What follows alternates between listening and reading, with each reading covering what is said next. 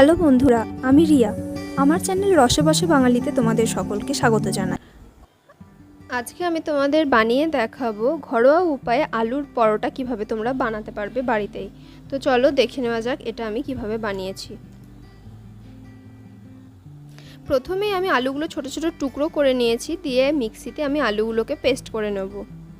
তো আমি মিক্সিতে প্রথমে আলুর টুকরোগুলো দিয়ে দেব, এর সাথেই আমি দিয়ে দেবো আদা কুচি, কাঁচা লঙ্কা আর রসুন।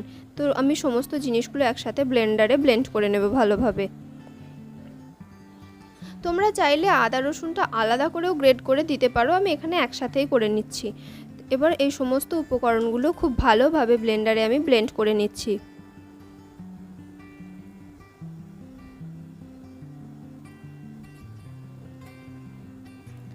এর কনসিস্টেন্সিটা কেমন হবে তোমরা এখানে দেখতেই পাচ্ছ, ঠিক এই ধরনের এতটাই পেস্ট করবে। এরপর এটা আমি একটা পাত্রে ঢেলে নিচ্ছি, কারণ এর সাথে আমাদের আরও কিছু গুঁড়ো মশলা মেশাতে হবে। আমি এতে দিয়ে দিচ্ছি জিরে গুঁড়ো, পরিমাণ মতো ধনে গুঁড়ো, আর আমি অ্যাড করছি কিছুটা গরম মশলা গুঁড়ো। এই সমস্ত উপকরণগুলো খুব ভালোভাবে আমি আলুর পেস্টটার সাথে মিশিয়ে নেব। আমার জিরে গুঁড়োটা একটু কম হয়েছিল বলে আমি আরেকটু অ্যাড করেছি। আর আলুটাকে যাতে বাইন্ডিং আসে সেই জন্য আমি এতে অল্প অল্প করে ময়দা মেশাতে থাকবো। ময়দাটা তোমরা খুব বেশিও দিয়ে দিও না, খুব বেশি হয়ে গেলে আলু পরোটার টেস্টটা কিন্তু খারাপ হয়ে যাবে। তো এরপর আমি আলুর সাথে ময়দাটা মেশাতে থাকছি, আর এতে পরিমাণ মতো নুন মেশাচ্ছি। এরপর সমস্ত উপকরণগুলো খুব ভালোভাবে একসাথে মিশিয়ে নিতে হবে। মিশ্রণগুলো আমার মেশানো হয়ে গেছে ভালোভাবে।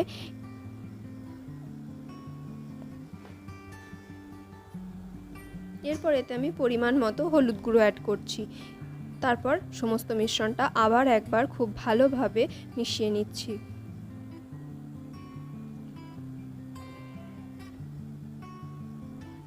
এরপর আমি একটা তাওয়াতে অল্প পরিমাণে তেল গরম করব, এর দিয়ে পরোটাগুলো সেঁকে নেব।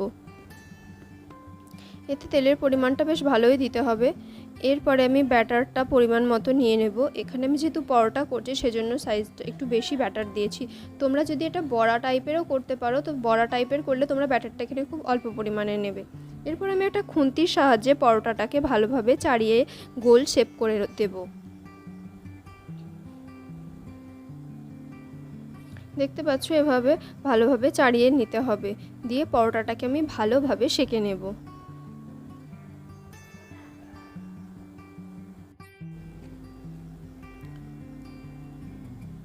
পরোটাটাকে খুব ভালোভাবে তেলেতে ভেজে নিচ্ছি আমি। একটা সাইড কিছুক্ষণ ভাজার পর যখন একটা সাইড হয়ে যাবে, তারপরে পরোটাটাকে উল্টাতে হবে। পরোটাটা উল্টাবার ক্ষেত্রে কিন্তু খুব বেশি তাড়াতাড়ি করবে না, তাহলে এটা ভেঙে যাওয়ার সম্ভাবনা থাকবে। তো একটা সাইড হয়ে গেছে, তাই আমি পরোটাটাকে উল্টে দিচ্ছি, দিয়ে দুটো পিঠ খুব ভালোভাবে আমি ভেজে নেব। তোমরা এই রেসিপিটা বাড়িতে ট্রাই করে দেখো। যদি তোমাদের বাড়িতে হঠাৎ করে কোনো গেস্ট চলে আসে আর বাড়িতে তাকে সার্ভ করার মতো কিছু না থেকে থাকে, তো এই রেসিপিটা অবশ্যই একবার ট্রাই করে দেখো। আশা করি সবার খুবই ভালো লাগবে।